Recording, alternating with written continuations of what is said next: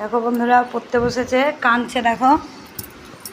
আরও পড়তে বলেছি বলে শুধু একটা খাতা নিয়ে বসে আছে, বই বের করা বাদ দিয়ে কাঁদছে দেখো।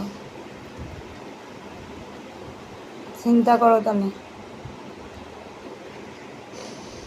এত সুযোগ দিই তাও মানে হয় না, আমাদের হয়নি যে আমরা ভাবি যে আমাদের ছেলে মেয়ে অন্তত ভালো করে পড়ুক।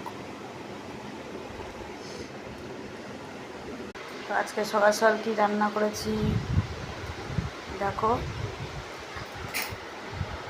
এদিকে অনেক কাজ করা হয়েছে, ঘর দুয়ার ঝেড়েছি, শাক কেচেছি, দিয়ে এখন সকাল সকাল রান্না করে নিচ্ছি, এক জায়গায় যাবো।